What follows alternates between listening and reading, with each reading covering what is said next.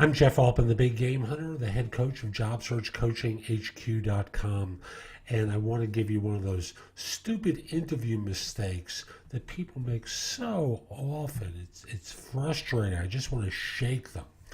And the mistake as is in the title, is criticizing the past. You know, it could be the lengthy rant about a coworker who would eat your lunch.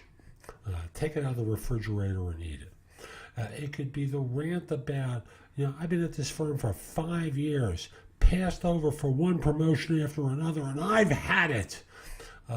Or my boss is an imbecile. You can do it in a more mild-mannered way, but it ultimately translates into that, where you're super critical of one thing or another, to the point where you just sound as though you're a complainer. And someone is sitting opposite you during the interview, and you know what's going through their mind? They're saying to themselves, okay, I wonder how long that's going to happen before it happens to me. Well, I could have brought cancer into our midst, but I'm going to nod my head for a little while and smile and then bring this one to an end. So here's what you need to do in order to be effective in communicating why it is you want to change jobs. So in the example of, feeling passed over, you don't want to focus on the passed over part. Here's how you do it. You basically say, hey, look, I'm real good at my role, and my firm likes me in this role. But I don't want to spend the next 25 years of my life doing the same thing over and over again. I understand I might have to join this firm and prove myself here in order to demonstrate my abilities. But what I'm looking for is an organization where I can learn and grow and get ahead. And my firm is content to basically have me do the same job for the rest of my life. And that really isn't for me. So again, I'm willing to, to demonstrate to you that I'm capable and competent and pay my dues here, but I also want to know that there's an upside. Now, they know right away that you're looking for promotional opportunities in the future. Not a bad thing, right? So that's one way to do it. The coworker who eats my lunch, or the problem coworker. I worked with a problem coworker who would steal stuff from his colleagues.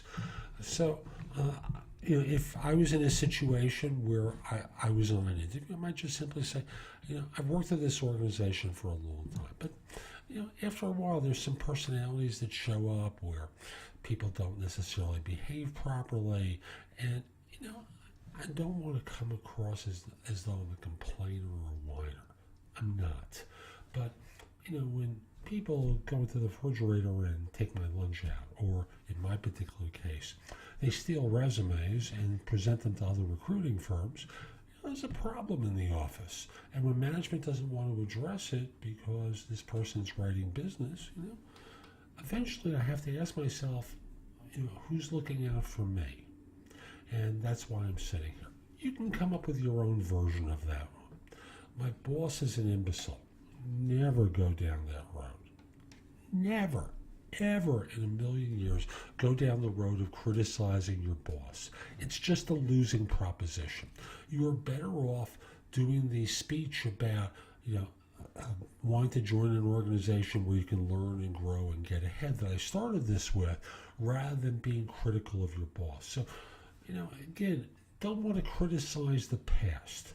You want to be focusing on what you're looking for going forward. And even the example of, the problem colleague, if I were in that situation, I would conclude by saying, I'm sure in this organization, such things, hey, stuff happens. People are people.